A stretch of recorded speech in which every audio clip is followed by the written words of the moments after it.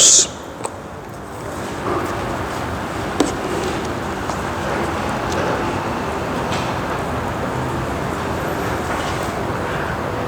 Atos, capítulo 18, versos de 1 a 11.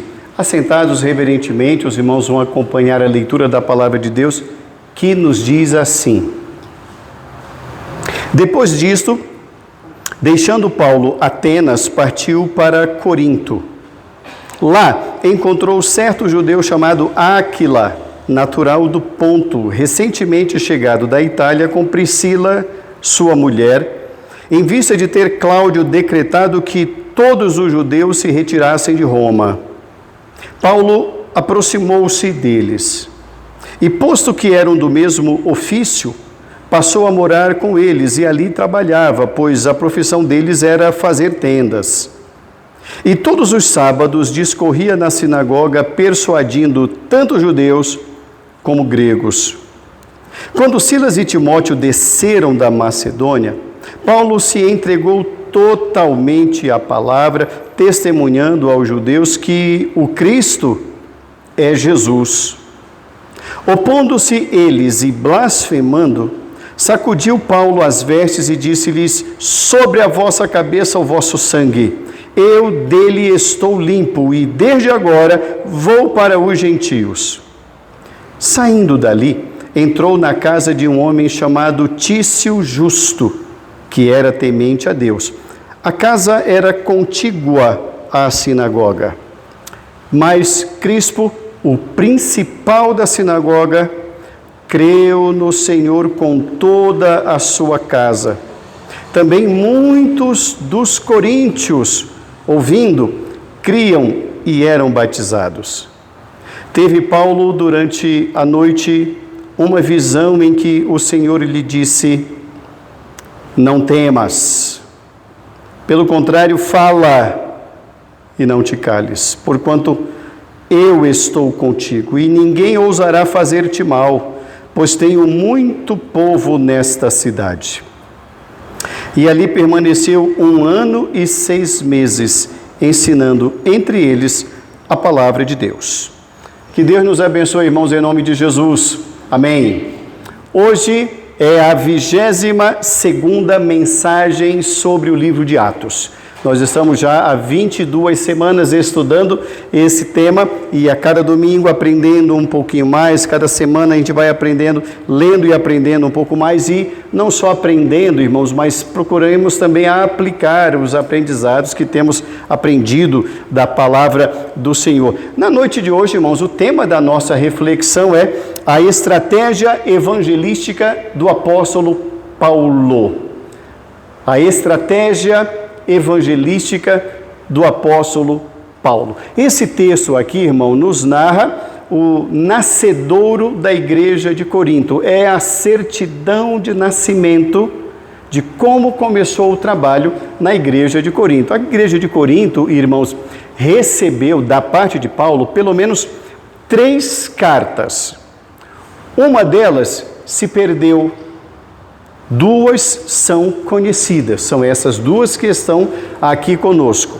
Mas uma se perdeu, é de paradeiro ignorado. Essas 2 que prevaleceram, que permaneceram, elas são aqui do nosso conhecimento e estão aqui. A igreja de Corinto, irmãos, estava situada numa cidade terrível. A cidade de Corinto era uma cidade populosa na época, entretanto, nos tempos do apóstolo Paulo, ela já tinha perdido o seu esplendor, a sua glória. Ela foi muito famosa muito antes do apóstolo Paulo, muito tempo antes. Depois ela foi tentando recobrar o seu brilho, mas não alcançou o seu apogeu de outrora. Era uma cidade que na época contava 200.000 habitantes, muita gente para a época, uma cidade que era uma cidade portuária, de um porto importantíssimo naquela época. A cidade de Corinto, irmãos, tinha um porto que, beneficiado pela sua geografia, era um porto que sintetizava o comércio mundial. O mundo comercial se encontrava na cidade de Corinto. O porto de Corinto era um dos mais populosos e populares. Tinha muita gente lá trabalhando e 24 horas por dia. Por quê? Porque quem comercializava, do Oriente para o Ocidente, obrigatoriamente parava em Corinto. E o oposto também era verdadeiro. Quem vinha do Ocidente em rumo ao Oriente, parava na cidade de Corinto. Uma das mais importantes cidades e um dos mais importantes portos do mundo antigo. E como nós muito bem sabemos, irmãos, onde tem porto, tem muita sujeira e muita prostituição. Não era diferente em Corinto. Uma cidade que era de fato e de verdade, com um baixo índice de moral. Um povo absolutamente pagão, porque muitos vinham de outros países para ali trabalhar e traziam consigo a sua cultura, a sua moeda e também a sua religião. Então, a cidade de Corinto era uma cidade onde havia muitos templos pagãos, mas o principal dele era um templo que era a deusa do sexo, a deusa do amor. Então a cidade era uma cidade permissiva e promíscua, era muito difícil ser crente ali. É essa a cidade em que Paulo foi quando saiu de Atenas. Então, conforme nós lembramos, Paulo esteve em Atenas pregando aos filósofos, pregou no Areópago e depois ele saiu de lá e foi para a cidade de Corinto. E alguém pode pensar, mas reverendo, como que numa cidade com esse perfil que o senhor está citando, como que surgiu uma igreja ali? Bom, irmãos, conforme nós vimos aqui no verso de número 9, o Senhor disse a Paulo: Paulo, eu tenho muita gente neste lugar. Queridos, em todos os lugares Deus tem os seus eleitos e compete à igreja evangelizar para que os eleitos do Senhor apareçam e creiam no Evangelho. Enfim, quando ele chegou lá, nessa cidade, quais estratégias ele esboçou e fez para levar o Evangelho? Todo domingo os irmãos estão vendo aqui na igreja, junto com o seminarista Daniel, o nosso momento missionário, que sempre trata de um missionário que está no exterior. Hoje, alguém que está na Albânia. Vocês viram a dificuldade que ele citou aqui? É muito difícil, nada é tão simples. A língua, a cultura, a moeda, as tradições, a abordagem, tudo torna-se desafiador. E aqui, o que Paulo fez na cidade de Corinto, que a gente pode também aprender e trazer para nós, para o nosso modus operandi, para o nosso dia a dia da evangelização. Vamos então aprender algumas das estratégias evangelísticas de Paulo em Corinto. A primeira estratégia aqui, irmãos, que fica clara no texto, é que ele estabeleceu parceria que fortaleceu o propósito da tarefa evangelística. Ele estabeleceu parceria que fortaleceu o propósito da tarefa de evangelização. Volte o seu olhar para o verso de número 2. O verso de número 2 nos diz: lá encontrou certo judeu chamado Áquila, natural do Ponto, recentemente chegado da Itália, com Priscila, sua mulher, em vista de ter Cláudio, o imperador Cláudio, decretado que todos os judeus se retirassem da cidade de Roma. Então ele está numa cidade e não conhece ninguém. Não há registro de que Paulo conhecia a cidade de Corinto antes dessa viagem aqui. Não há nenhum registro que nos leve a acreditar nisso. Então ele está chegando do zero. Qual é a estratégia que ele faz?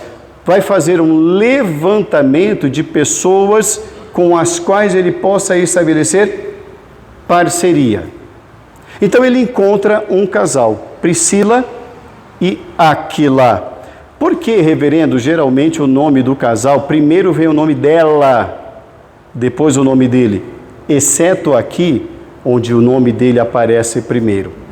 Entendem os estudiosos, irmãos, é porque ela era mais impetuosa e ele um pouco mais reservado. Então, como ela era mais proeminente, então o nome dela aparece primeiro, mas isso não diminui absolutamente ninguém.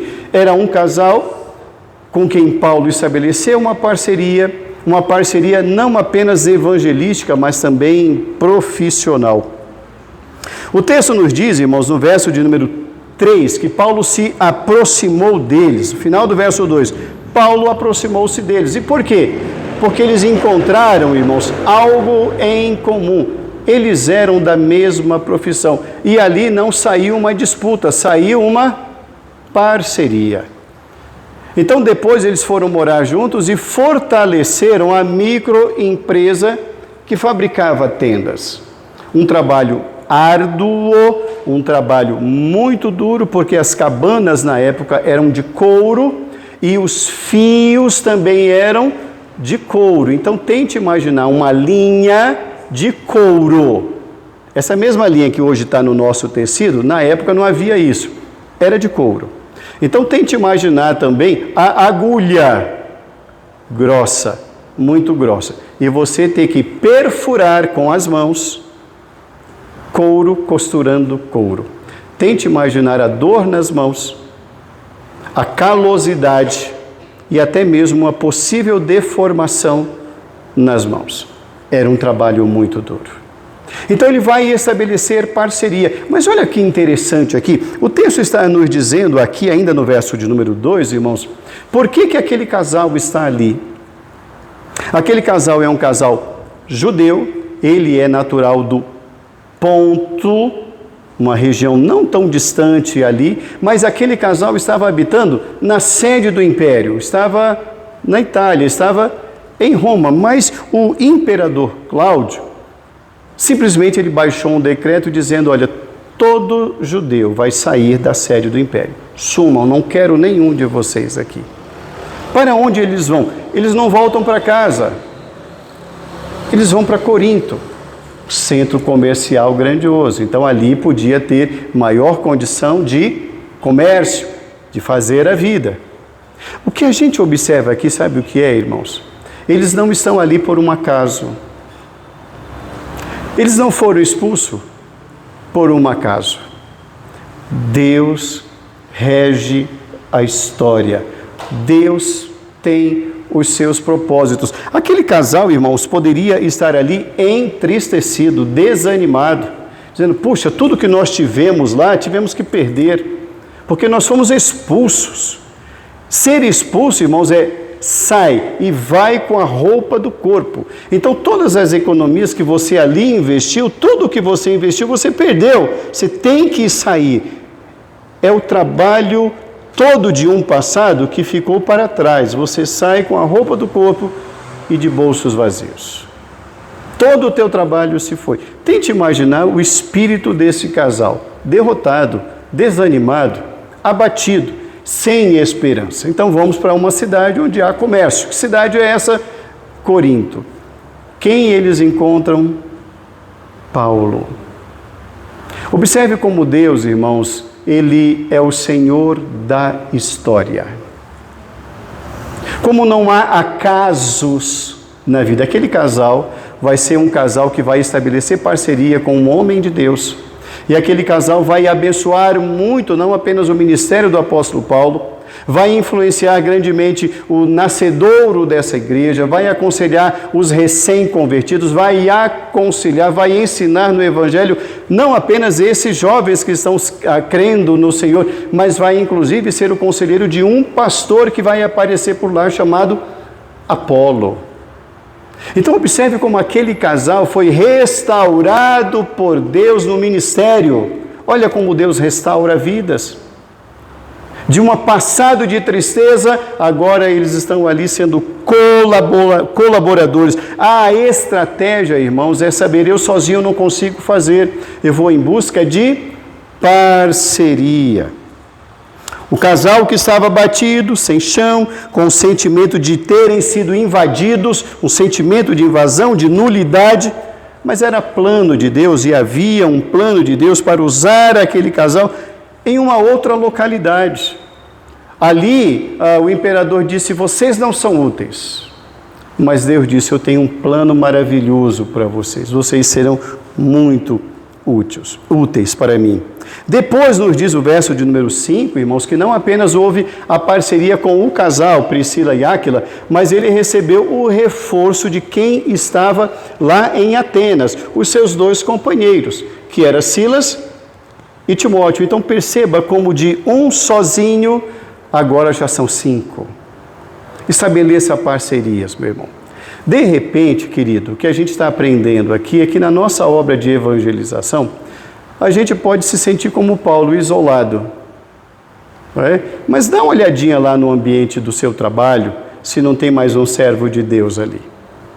Ali onde você mora, a pessoa lá da padaria, de repente você vai estreitando laços. Observe o que diz o final do verso 2. Paulo aproximou-se deles. Aproxime-se, meu irmão. Converse, troque mensagens, peça a oração. Parcerias vão sendo construídas para a glória do nome do Senhor. Não se isole. Paulo não se isolou. Portanto, a primeira estratégia é estabelecer parceria que fortaleça o propósito da tarefa da evangelização. Estabeleça parceria. Uma segunda estratégia que nós observamos aqui com o apóstolo Paulo, irmãos, é que quando ele estabelece parceria e fixa-se na cidade de Corinto, ele vai centralizar a pregação e o trabalho somente na pessoa, na obra e no ministério de Jesus Cristo. Ele vai centralizar a pregação na pessoa, obra e ministério de Jesus Cristo. Verso de número 5. Quando Silas e Timóteo desceram da Macedônia, Paulo se entregou à palavra, testemunhando a judeus que o Cristo é Jesus.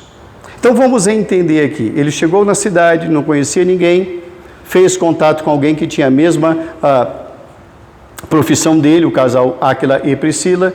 Fazem uma amizade, ele se dispõe a trabalhar, o casal chama-o para morar com eles. Então eles estão ali ao local de trabalho e também a fábrica deles. Estão tendo ali uma boa parceria na evangelização. Chegam reforços lá de Atenas.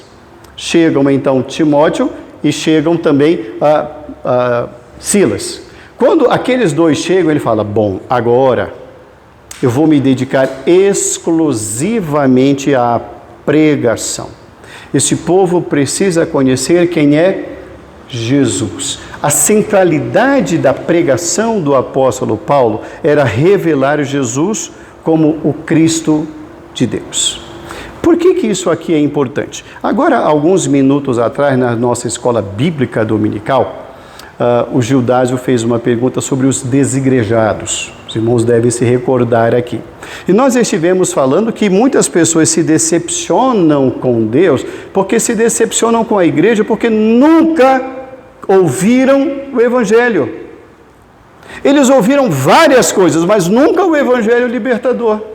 Então ele ouve o pastor, ele vai ouvir o que a igreja quer, ele vai ouvir o que ele quer.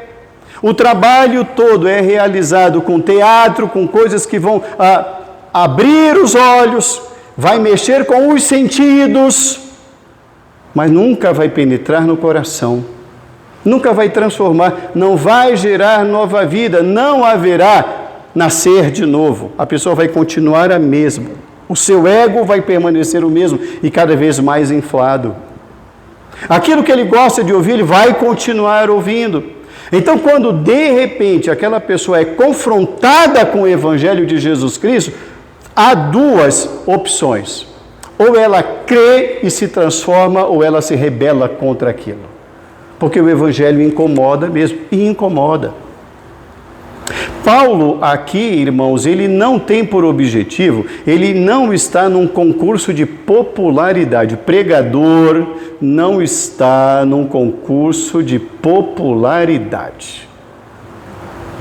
A Bíblia nos diz, não podeis servir a dois senhores. Ou você vai agradar a um e aborrecer o outro, ou vice-versa. Então a gente não pode estabelecer um outro Deus, senão o Deus único a quem nós servimos. O que Paulo diz, agora eu vou me dedicar exclusivamente para pregar Jesus. Ele não está confiando, irmãos, na sua própria força. Quando ele escreve as 2 cartas à igreja de Corinto, anos depois, a igreja já está bem firmada, Paulo escreve, repito, 3 cartas, uma se perde, 2 foram achadas e estão aqui na nossa Bíblia, no nosso cânon. Nessas 2 cartas, Paulo diz assim: quando eu estive com vocês, eu não estive porque eu sou forte ou confiado na minha força. Eu estive com vocês em temor e tremor. Eu tive medo. Paulo tem a humildade de dizer: eu não sou forte, eu não sou capaz. Foi a graça do Senhor comigo. Então, ele não confiou na sua experiência, ele não confiou na sua eloquência, ele não buscou ser agradável aos coríntios ou seguir modismos ou discursos humanos. Ele não foi estabelecer na igreja de Corinto, entre aquele novo povo que ali está para ouvi-lo na assistência, nada que pudesse agradar aos ouvidos, mas algo que atingisse o coração e transformasse a vida. Que mensagem há que possa fazer isso? A mensagem do Evangelho de Jesus. O povo precisa ouvir o Evangelho de Jesus Cristo.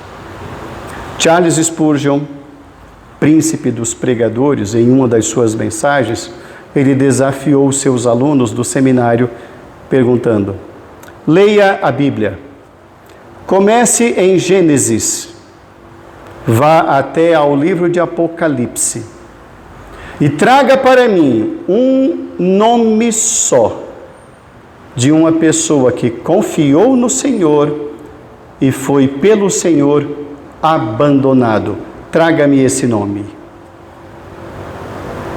Diante do silêncio do auditório, ele disse: ninguém. Todos os que creram no Senhor, nele esperaram, nele foram agraciados. O Senhor, irmãos, visita, transforma e cura. Essa é a mensagem do Evangelho de Jesus. A estratégia, irmãos, não é fazer teatro. A estratégia, irmãos, não é de fato algum usar algo para sensibilizar o público. Fazer para cativar o público, aguçar os seus sentidos. Isso só vai produzir gente, irmãos, que nunca vai se converter. Se vai produzir pessoas que estarão ali não comprometidas com o Evangelho, mas com o espetáculo da noite. O que terá de novo hoje na igreja? O centro jamais será a palavra. Paulo, a segunda estratégia é: esse povo precisa do Evangelho, esse povo precisa conhecer Jesus. Uma terceira estratégia que nós vemos aqui no apóstolo Paulo, irmãos, a primeira foi estabelecer parcerias, a segunda foi centralizar a pregação no nome do Senhor Jesus Cristo, a terceira é demonstrar sensibilidade ao direcionamento que Deus claramente está mostrando. A terceira estratégia foi demonstrar sensibilidade ao direcionamento que Deus está mostrando. Volte agora ao seu olhar para o verso de número 9. O verso de número 9 nos diz assim: teve Paulo durante a noite uma visão em que o Senhor lhe disse: não temas, pelo contrário, fala e não te cales, porquanto eu estou contigo, e ninguém ousará fazer-te mal, pois tenho muito povo nesta cidade. Em que contexto existe essa visão que Paulo tem da parte do Senhor? Bom, conforme nós acabamos de ver, Paulo recebeu o apoio de Silas e de Timóteo. Ali, então, ele passa a pregar intensivamente o Evangelho de Jesus Cristo. Bom, mas nos diz o texto, irmãos, que como sempre houve oposição. O verso 6 nos fala dessa oposição. E esse quadro opositor, ele nunca é um quadro de oposição, irmãos, educado. Não, a oposição aqui é violenta. Então eu quero que os irmãos entendam o que está se passando com um homem chamado Paulo. Ele está pregando o Evangelho. ele recebe apoio. As coisas estão indo muito bem, ele tem uma parceria, ele tem abrigo, ele tem cama, ele tem uma casa, ele tem uma coberta, ele tem um prato. Ele tem uma oportunidade, irmãos, de desenvolver as suas funções laborais. Ele já tem o seu sustento. E agora que chegou mais apoio ainda, ele vai dizer, eu vou pregar agora bastante. Lá vem quem? Os judeus de novo se levantando contra ele. Que filme que passa na cabeça dele? O filme das perseguições anteriores, onde os judeus viajam até 80 quilômetros para atrapalhar a sua vida. Irmãos, o que acontece com o apóstolo Paulo aqui, que nos diz o verso de número 6, é que há uma oposição a ele, à figura dele. A questão não é com Priscila e não é com Áquila. A questão não é com Silas e não é com Timóteo, a questão é com Paulo. Por quê? Porque ele é o pregador, é ele quem é o firme na promessa ali. Ele é quem é o esteio, ele é o porta-voz, ele é o mensageiro, é ele quem anuncia o evangelho que transforma. Então não é Priscila e Áquila que está na linha de frente, é Paulo. Então nós temos que atacar a quem? A Paulo. Então o verso de número 6 nos diz que de novo vem aquele fantasma da perseguição. Qual é a reação de Paulo a isso? Observe lá o verso de número 6. Paulo então sacudiu as vestes e disse, sobre a vossa cabeça o vosso sangue. Eu não tenho um compromisso, eu estou limpo da condenação de vocês. Agora, eu vou largar vocês. Me esqueçam.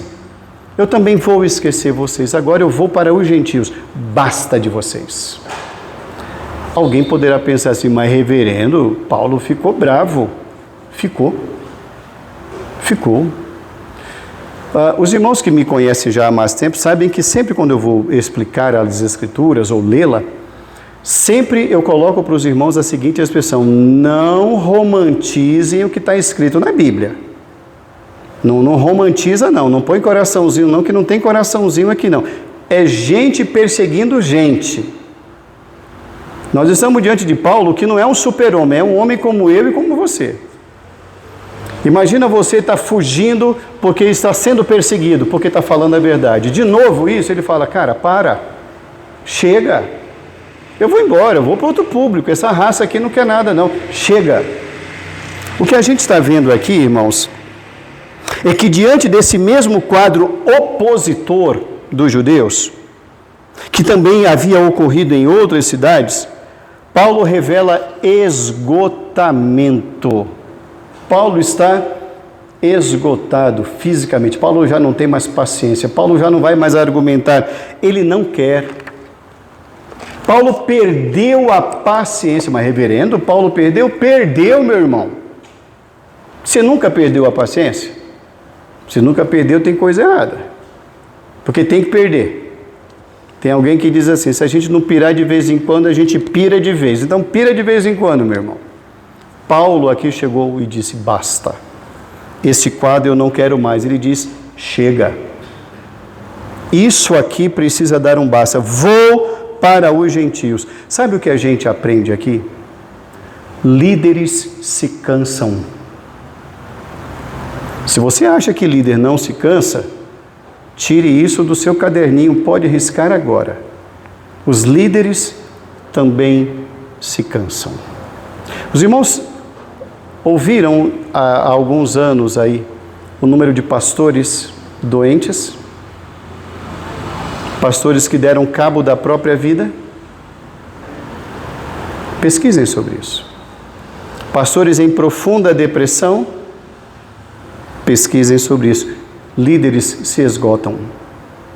Líder é um homem como você. A gente não tem nada de especial. A gente tem um chamado para cumprir.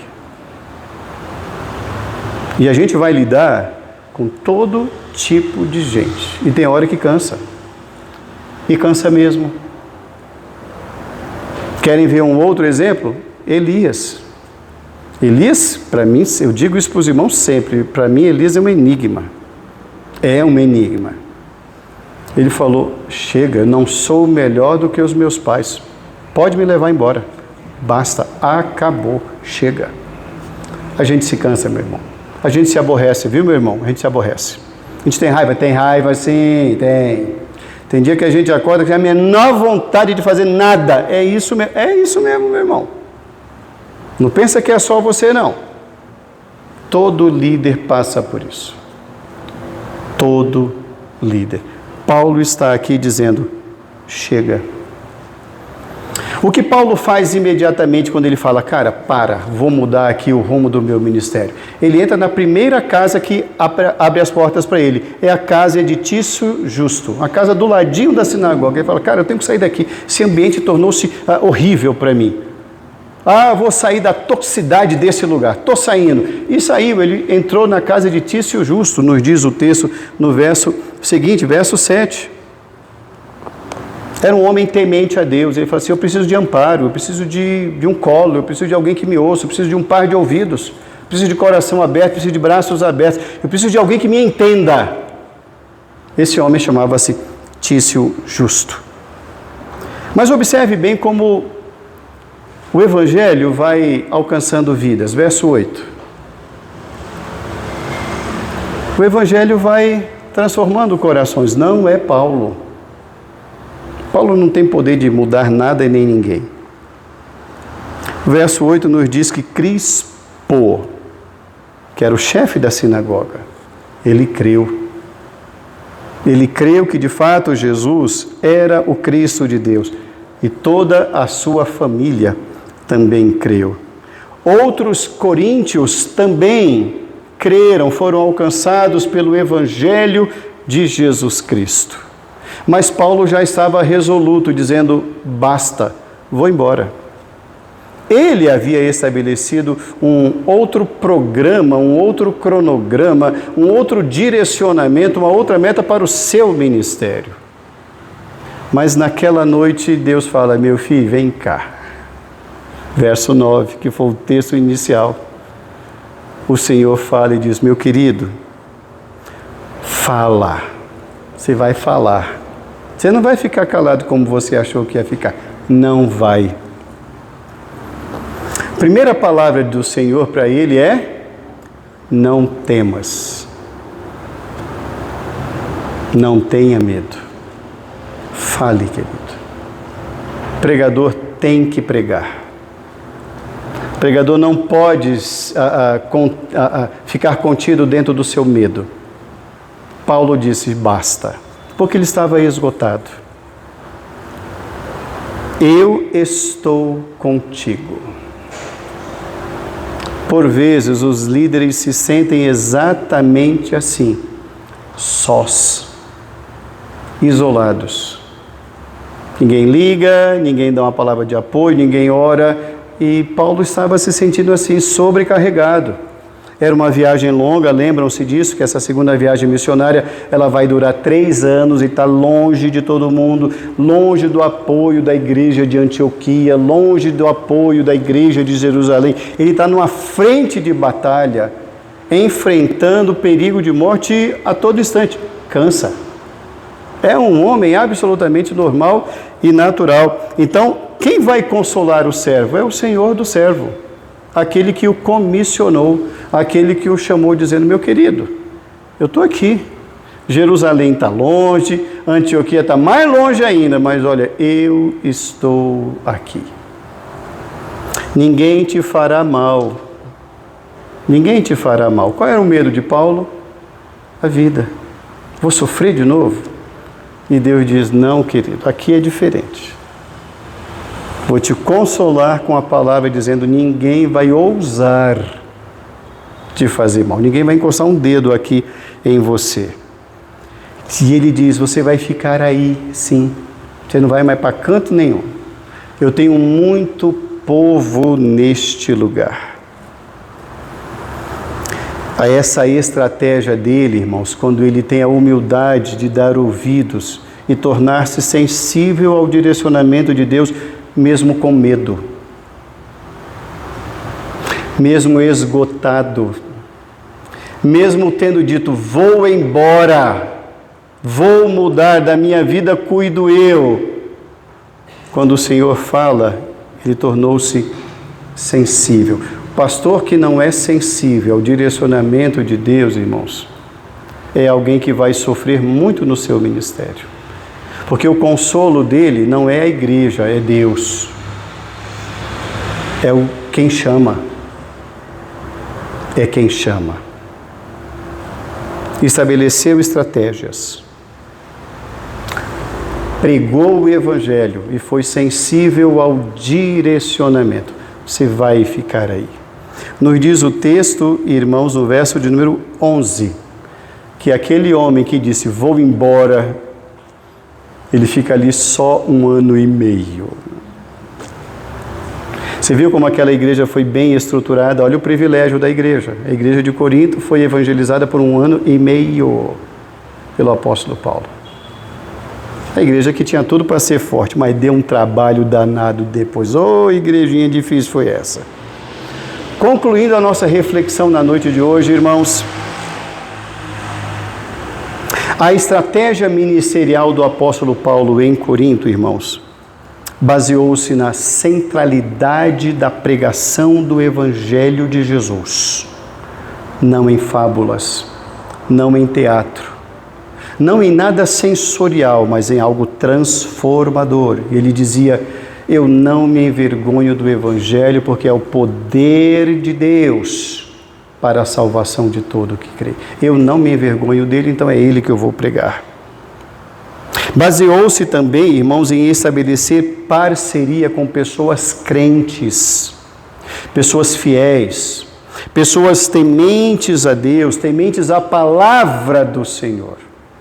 E a terceira estratégia, ser sensível à voz de Deus, ao direcionamento de Deus. Ele aqui, irmãos, revelou a sua fragilidade, o seu esgotamento, e não deixou de ser chamado. Deus não tirou o chamado dele, porque o propósito de Deus e o chamado de Deus é irrevogável. Mas Paulo precisava aprender a depender. Existem muitas circunstâncias na vida ministerial, irmãos, de todo e qualquer chamado, em que você sente medo mesmo, o tamanho da encrenca, o tamanho do desafio, aqueles que se levantam contra, aqueles que torcem contra, aqueles que colocam cascas de banana na tua frente para você cair, rir da sua queda. E tem hora que dá medo mesmo, tem hora que dá vontade, como fez Elias, ir embora, fugir. Mas enquanto Elias fugiu, quem foi atrás de Elias? O Deus que o chamou. E Deus é quem vai dar o direcionamento. Os líderes têm que entender isso, que ele não é dono do chamado. Não é dono do chamado. O chamado é do Senhor. É o Senhor quem chama. Portanto, é Ele quem capacita. É Ele quem fortalece. A gente, às vezes, irmãos, está diante de desafios que dão medo mesmo. Que a gente baixa a cabeça e fala assim, meu Deus do céu, e agora?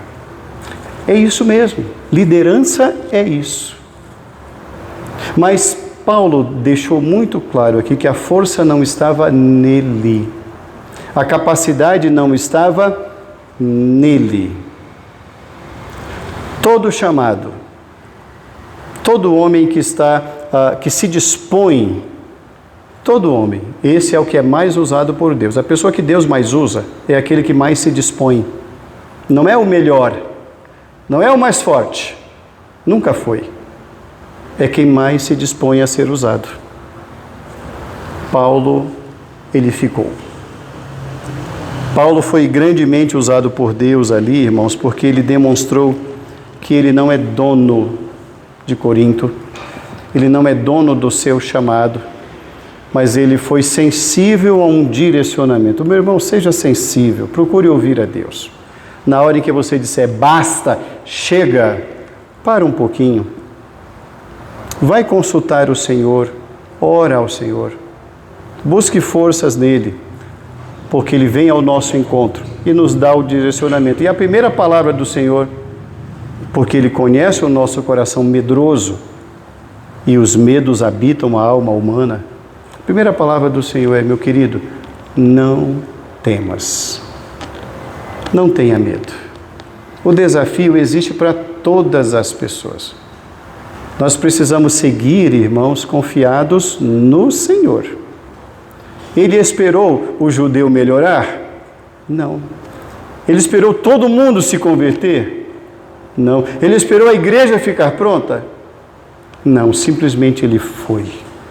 Ele tomou a decisão de dizer: Senhor, eu irei. O Senhor está me chamando, eu irei. Disponha-se, meu irmão. Disponha-se, minha irmã. Reverendo, eu estou com medo. Meu querido, vai com medo mesmo. Não tem outra opção. Qual opção tem? A força não está na gente. Quando a gente acha que a gente estará preparado? Vamos lá? Quando? Nunca estaremos preparados. A vida aqui é uma vida de preparação.